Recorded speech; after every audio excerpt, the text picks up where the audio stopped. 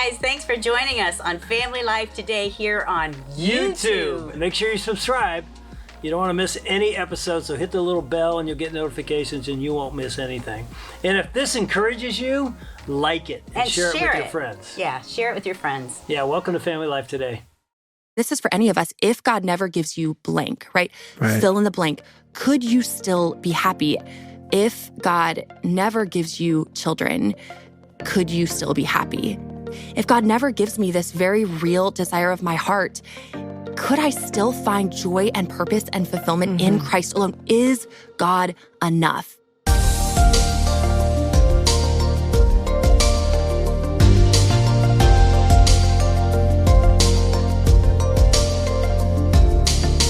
Welcome to Family Life Today, where we want to help you pursue the relationships that matter most. I'm Ann Wilson. And I'm Dave Wilson, and you can find us at FamilyLifeToday.com or on our Family Life app. This is Family Life Today.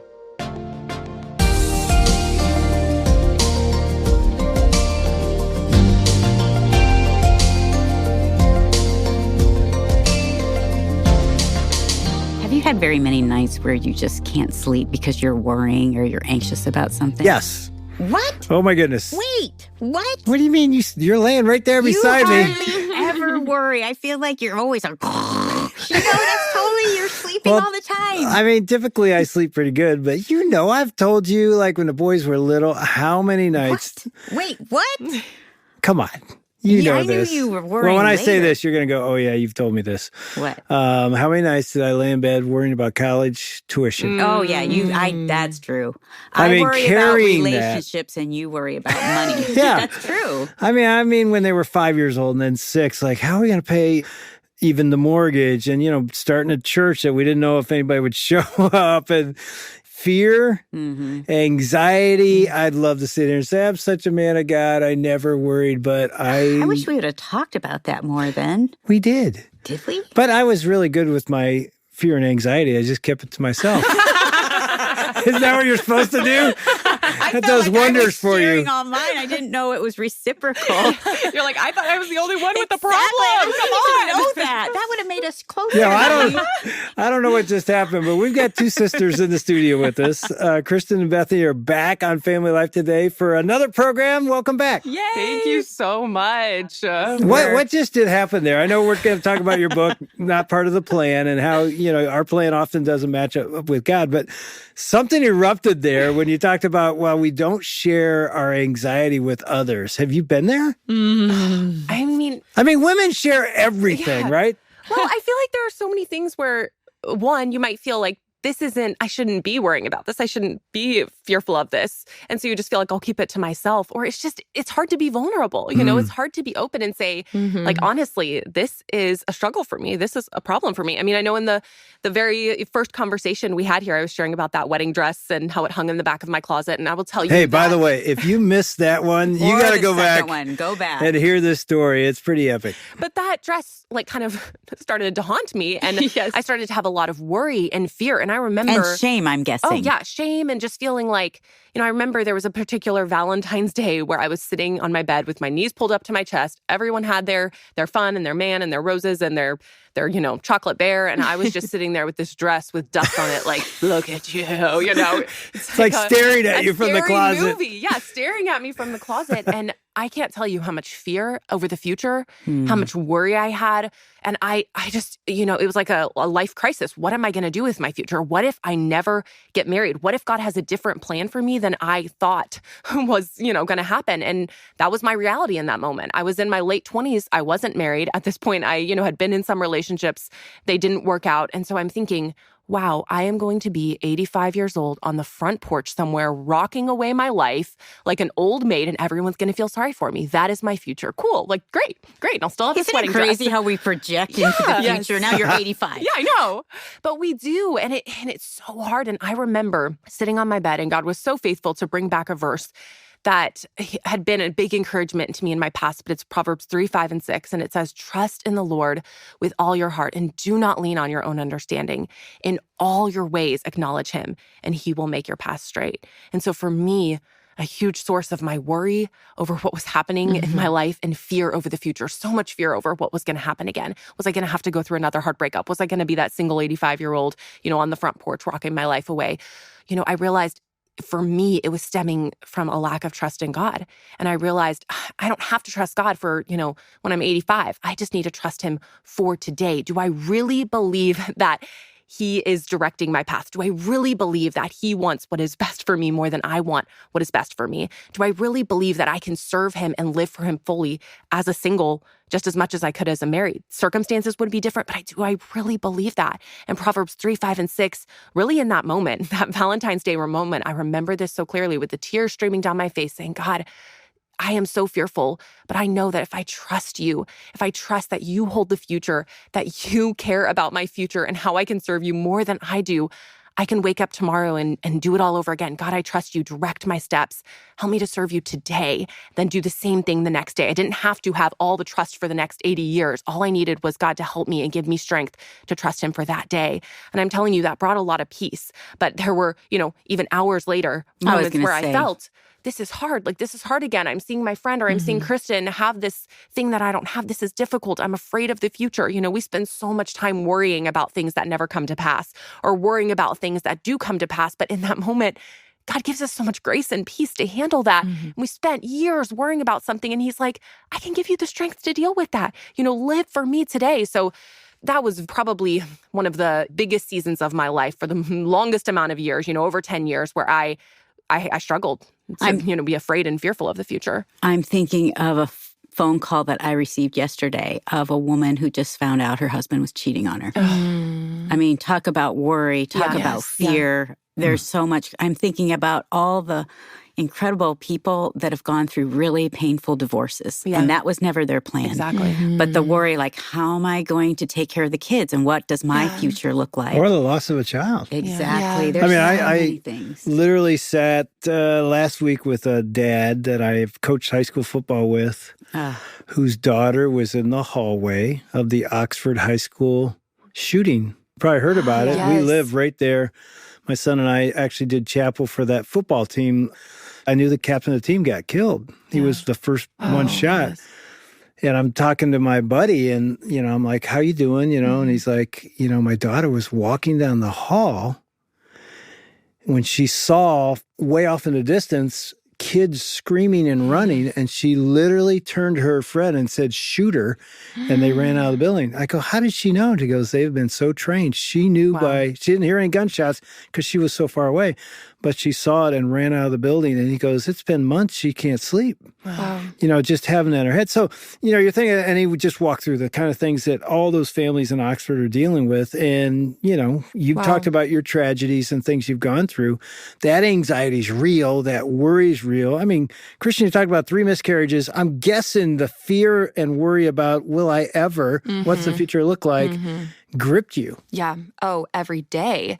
Having to turn to God over and over again. And through the journey of a decade of the diagnosis of unexplained infertility. You have infertility, but we don't know why. Everything looks great. I mean, that's frustrating and hard. I want answers. And then to be able to get pregnant, but then every time to only miscarry, and now have this also diagnosis of recurrent miscarriage plus unexplained infertility. I mean, I just felt like the diagnosis were lining up and what is God doing? How can any of this be good? And through that journey, and I'm still on the journey, still have not been able to conceive and bear a child, and still trusting God for that, holding that with open hands, still hopeful, still praying for that. And did you lay in bed though, worrying? Oh yes, worrying about what if I do get pregnant again, terrified of the loss, or what if I never do? And I have a sister who's very close to me who I'm looking at right now. And she asked me a question forever ago. We write about this in our book, Not Part of the Plan, but this was way before you had your miscarriages and in your singleness. She said, if God never gives you children, could you still be happy? And I just remember, and she's saying this in a very loving way. This was a long time ago, but basically asking me like, do you think if God never, and this is for any of us, if God never gives you blank, right? Fill in the blank. Could you still be happy? And what she was asking was, if God never gives me this very real desire of my heart, could I still find joy and purpose and fulfillment in Christ alone? Is God enough? And I wanted to quickly say, well, of course God's enough. He's everything. And I think as Christians, that's our quick answer, right? But really, when we have to dig down to it, is God truly enough? And I remember this journey of wrestling with this fear and this anxiety. And is God enough? Is he really enough? But I want this so bad. But God, you say you're enough. God showing me through the pain that peace isn't the absence of pain, but it's turning to God in the midst of our pain. Every single one of us has a story of pain, whether something we've gone through, we're walking through, or we're going to walk through, and we can find peace in the midst of it as we turn to God. And we see that in Isaiah 26:3, which became an anchor for me over these past few years as God redirected my story, a twist and turn that was not a part of my plan, which is directing my husband and I to international adoption, something we never saw coming, but it's Isaiah 26:3, which says, "You keep him in perfect peace, whose mind is stayed on you, because he trusts in you." And so I memorized that verse and I would say it every single day as my heart was prone to worry, right? The song, we are prone to worry, prone to anxiety, prone to fear. I would remind myself, God, you keep me in perfect peace, whose mind is stayed on you, whose heart trusts in you. And I would just say that to myself and say, God, help me to trust you. Because as I keep my mind on you, as I trust you, that's where peace comes from. And whether my circumstances ever change or not, whether I can ever have children, whether I go through more miscarriages, I don't know. But I know you are going to give me grace for today. And as I set my hope on you, you will give me peace. Kristen, and I've seen God do that. Were there days that you're like, I don't even want to go there? Yeah. Oh, like, for sure. I don't want to read. I don't want to think about it. I just want to be in the dump. Yeah. You know, like I just want, because I've been there like, I'm tired. Yeah. I'm tired. I'm tired, Lord. Yeah. I bet you've prayed that. Just give me another brownie. Oh, trust me. What we have this like hiding in the back of our closet with our bowl of ice cream and our Cheetos, just like trying to drown out our sorrows. I've been there, like, pass the Cheetos, honey. Just open the door and chuck them at me. But then you've tasted God's goodness when you've gone to him, I'm guessing. Yes, which is a deeper well than any bag of Cheetos could ever provide. I mean, that temporary Why do fix, I go to the Cheetos first, The though? dark chocolate ice cream, we want to soothe the painful emotions, and it might feel good in the moment, but it's not a lasting solution. And I've turned to those quick fixes more times than I can count, and God has been so patient and gracious, drawing me back to him, saying, perfect peace comes to you as you come to me. That's where you find it. It is found in your relationship with me, because at the end of the day, we were created to be most satisfied in God. Our greatest purpose isn't to get the life we always wanted, but to glorify God and build his kingdom the way he sees fit for us, right? We want to build, I'm a Christian. I want to build your kingdom according to my plans. Yes. And God's saying, no, you are a vessel for the works I've set before you, and you'll build my kingdom the way I am calling you to build it. And it's really that humble surrender of saying, like Mary, like, okay, Lord, let it be done to me according to your will. Your will be done, not mine. Yeah, I found this on your Girl Defined Instagram. Oh, look at you. I'm almost embarrassed to say I went to Girl Defined. You know, it sounds funny for a guy. But I mean, here's a paragraph. I don't know when or which one of you wrote this, but it says, the last decade has taught me that joy doesn't come from getting the life I always imagined, but from trusting God with the life he has for me and believing that his plans truly are better because they are. I was going to read that exact quote. What? We're so one right we now. are one, aren't we? For each other. But I mean, obviously we've heard, your story. And so it isn't like an empty truth. Yeah. Somebody that's had a life that didn't really struggle, you're like, oh, whatever, dude, you don't know. Yeah. But you've gone through, and even still. So let me ask you this. When you look at your boys now that you've adopted, what do you think about God's plan? Wow. I think, God, you knew this all along, but I had no idea this was coming. And a visual that always comes to mind for me is this idea, as humans, it's like we're looking at our life story through a tiny straw. Like, imagine if you hold up a straw and you look through it, you can't see much, right? You look around the room, you can only see a tiny little bit, but God sees our story from the beginning to the end. He sees everything. And so when he says in his word, trust me, we're not trusting a God who's also looking through a straw. We're trusting a God who sees everything. He has a good plan for us that may include suffering, that may include trials for the purpose of building endurance, drawing us closer to him, allowing our stories to be a place of hope that other Christians can come and even unbelievers and say, wow, look at the hope you have in the midst of that. Tell me more about that. And so we're trusting a God who is sovereign, who holds all things together in his hand. And I had no idea that God had these two precious boys. They're 11 and 7, brothers from Ukraine. And through my sister marrying a missionary in Ukraine and moving there, we got connected with the country of Ukraine. And there was a lot of fear, though, in my heart. Talking about fear and anxiety and worry, I was terrified of adoption. I had all the biblical answers for why it was good and godly and Christians should do it. But for me, I just thought, I've been through so many miscarriages. I've built up my hope only to have it come crashing down. I don't want to go through that again on the adoption path. There's so many unknowns. There's so many unanswered questions, so many things that can go wrong, upsets. I've heard all the stories, and I was so fearful. And it took God really digging into my heart and exposing the fear and the anxiety about adoption, him exposing that and helping me to see that I was just covered in fear. I was not trusting God. I was not open-handed at all. And then walking a journey of surrender and really going to God's word and saying, God, what is your heart for adoption? What do you say about this? And then seeing the parallels with the gospel and our adoption as God's children and just the beauty of that, and God doing a 180 in my heart, a 180 in my husband's heart, and then giving us a desire for adoption that we had never had before, a genuine desire and longing, and then walking down that path, and God bringing these two precious brothers who spoke no English and we speak no Russian into our family less than a year ago, but answering the cries of my heart for motherhood in a way that I never saw coming. Because for me, becoming a mom meant having biological kids. And God really helped me to see that his plan for bringing together families can look so many different ways. And he did answer my prayer for motherhood. And now it's one of the biggest blessings in my life. Let me ask the two of you, and Kristen, you can start. Who would you be now had you not gone through infertility and your 3 miscarriages? Because we have a choice. Dave, my pastor husband, always says that— I'm not your pastor. I'm saying as a pastor, like you taught this all the time at church, the trials can make you better or bitter. And you both have obviously become better as a result of your trials as you've put your focus on Jesus. But as we go through those trials, it's almost like God shapes, it's like a workout if we trust him. We add these new muscles and we look different than we had before. What would you look like, Kristen, first? Like what are the things that you've gained as a result of the suffering that you've walked through? You're listening to Dave and Ann Wilson with Kristen Clark and Bethany Beal on Family Life Today. We'll hear Kristen's answer in just a minute, but first, we hear from you regularly about how important it is for us to have these kinds of conversations to help all of us think wisely, biblically, and compassionately about subjects like this. And as you can imagine, we've had to make some tough choices again this year. We're hoping that through the generosity of people just like you, we can continue to reach your home and really homes everywhere.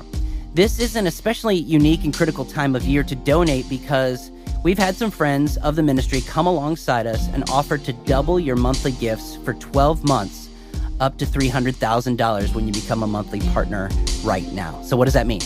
It means if you give $25 a month, the impact is actually $50 a month. And on top of that, when you do give this month, as our thanks to you, we'll send you a bundle of resources, including 2 books. One, Not Part of the Plan by Kristen Clark and Bethany Beal, who you're hearing from today. And 2, A Lifelong Love by Gary Thomas. So becoming a monthly partner, having your gift doubled for a year, impacting families for the glory of Jesus, and getting a bundle of books. Sounds great to me. You can give right now at FamilyLifeToday.com or by calling 1-800-358-6329. That's 1-800-F as in family, L as in life, and then the word today.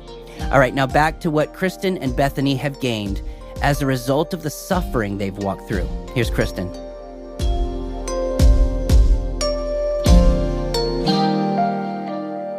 I would say I've gained spiritual endurance. I have gained a deeper relationship with the Lord as a result because I've walked the valleys of questioning his character and God, are you really good? And what are you doing? And not necessarily getting answers, but deepening my faith and trust, anchoring my hope in God and who he says he is, and believing that from a gut level, not just a theological knowledge of my head, but that transforming my heart. And now I know there is no true hope outside of the Lord. And I don't think I would have that deep relationship with with God had I not walked through these valleys. What about you, Bethany? How are you different? Yeah, I remember a moment where I came face to face with a lot of my idolatry of what I thought I needed in order to be happy. And I know if I had done things my way, I definitely wouldn't be sitting here. I would be married to someone else. I don't know what my life would look like because I was in a very unhealthy, I would say very toxic relationship during this period of desperation, wanting to get married because I had made such an idol out of my dreams and my way. And it took a lot of work from God to help me see what an idol, my desires had become.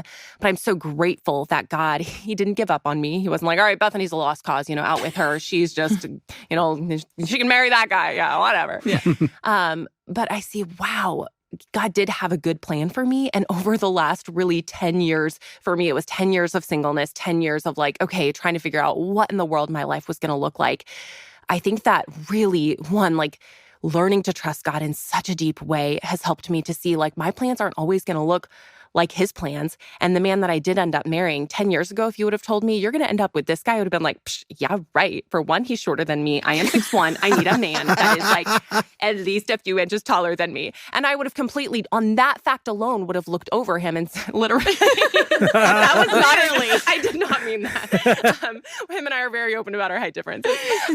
And he's younger than me. And so I know I wouldn't be married to him because I had my life was going a certain way. And so just seeing now, wow, God had someone for me so specific, and he is the most incredible man. And now we both get to serve God together, and we have our sweet son, Davy Jr. I wouldn't have been doing Girl Defined because I would have demanded that things go my way. I would have demanded that I have been married You would have to tried to define your own life. Exactly. So it's crazy because we don't, this isn't the life ultimately that I always dreamed of and wanted, but I look back and I'm like, this is better than anything I could have wanted. It doesn't mean that it didn't have the heartache and the suffering. It doesn't mean that I'm not still grieving the loss of my own miscarriages. I don't know exactly what the future holds, but I know God holds my future. I know he's been faithful. And so for me, I just see, wow, I can look back on God's faithfulness and I can trust him. I can trust him even if life never changes, even if I only have my one little Davy Jr. and, never have a healthy pregnancy again for me or, whatever it is. I know that God is trustworthy. I've seen it for myself. I've seen him be faithful. And genuinely, truthfully, I have so much gratitude and joy in my heart because of the trials. And so I think it's so important through the hardship, as difficult as both you and Kristen described, take that one step, cry out to God, ask him, because one day if you do that, you'll look back and you'll say, God, I thank you for taking me through that. As terrible and awful, as difficult as that was, I'm actually grateful because it drew me closer to you. And my life is so much richer and deeper. And, the Bible says that at God's hand, there are pleasures forevermore. And it's not the earthly pleasures. It's that deep satisfaction of knowing him and knowing one day we're going to spend forever with him. And it's just a taste of that sometimes when we go through those hardships. And so for me, I'm actually very grateful for what God has brought me through and grateful for my husband, even, the 1 or 2 inches shorter and all.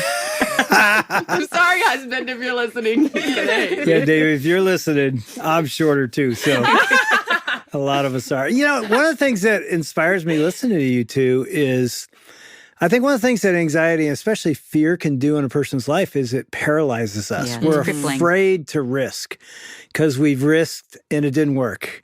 Or we had hopes and then it got dashed, as you've said. And so you just sort of get safe. You guard your heart. And you just, I'm not going to take a risk. And even adopting, I mean, that's a risk. Yeah. Oh, yeah. And that's like, God, I'm going to step out again and I'm scared. Way to go. I'm just thinking of a listener's living this safe, protected life, which I get it. I understand. Yeah. God wants you to risk. He wants you to say, trust me. And you know what? It may not go the way you want, but I'm sitting here thinking, okay, you two are remarkable women. What did your parents do? What would you say to, there's so many parents listening, it's like, man, I hope my son, my daughter is walking with Jesus one day. We wrote a parenting book about that hope. I don't know your parents. I've never met them. I'm thinking, man, they must have done something pretty incredible. 2 things that you think, I'm really glad they did this. Well, I'm sure they wanted to give up over the years. Kristen and I weren't always, we have a long way to go, but we were not. We started out by sneaking out in the middle of the night and eating all the ice cream in the freezer and then lying about it the next morning. We did that for many months. Yeah, as when children. we were kids. But I will say that's not too big of a sin, you know. Right, I'm thinking right. there's other kids snuck out and did That's worse things. true. That Yes. would be me. That they were It little. was worse than ice cream. We but were anyway. little, 5, 6, 7, but Yeah. watching our parents' faithfulness, as imperfect as, they would say it was. There are 8 of us kids, and there was a 9th, and he only lived for 8 hours, and it was full term, and we didn't find out until, my parents didn't find out until he was basically about to be born that there were life-altering circumstances and he wasn't going to make it. And that was a really defining moment, I know, for me, of watching my parents go through literally holding their baby, having to bury him.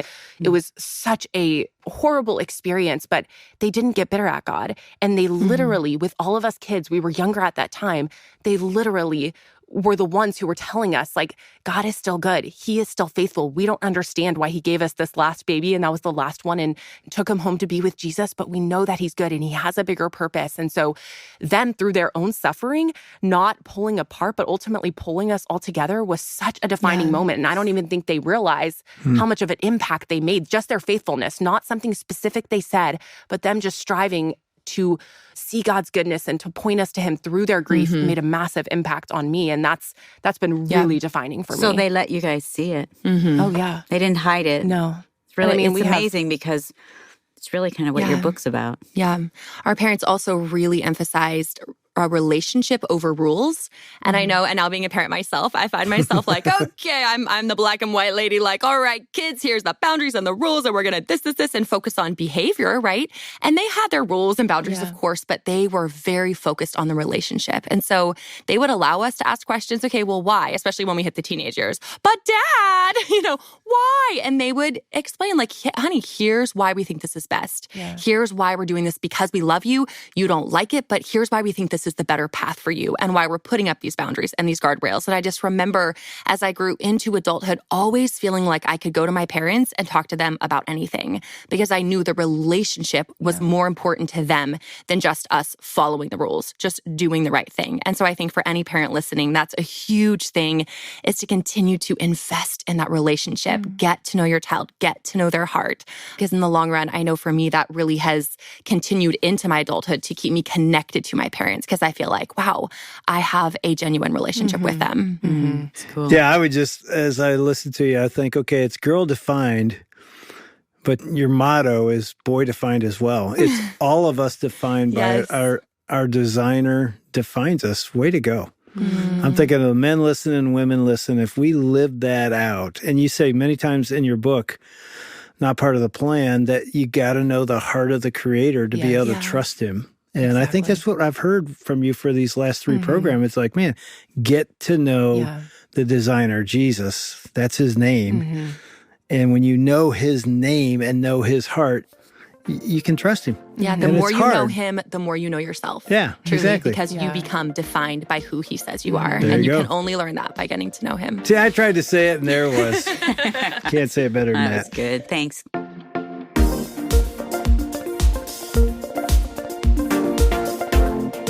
That's David Ann Wilson with Kristen Clark and Bethany Beal on Family Life Today. I want to remind you that you can get their book, which is called Not Part of the Plan, Trusting God with the Twists and Turns of Your Story. You can get that when you become a monthly partner at FamilyLifeToday.com or by calling 1-800-358-6329. That's 1-800-F as in family, L as in life, and then the word today. If you know anyone who needs to hear conversations like the one you heard today, we'd love it if you tell them about this station. You can share today's specific conversation from wherever you get your podcasts. And while you're there, it'd really help us out if you'd rate and review us. Now, tomorrow, Dave and Ann Wilson are going to be talking with John and Corey Cooper from the band Skillet. John and Corey raised their kids on the road alongside some of the most famous heavy metal bands in the world, and found that even in the times of fear, wondering about how their kids would turn out, steering them towards Jesus was the best priority as a parent. That's tomorrow. We hope you can join us. On behalf of David Ann Wilson, I'm Shelby Abbott. We'll see you back next time for another edition of Family Life Today.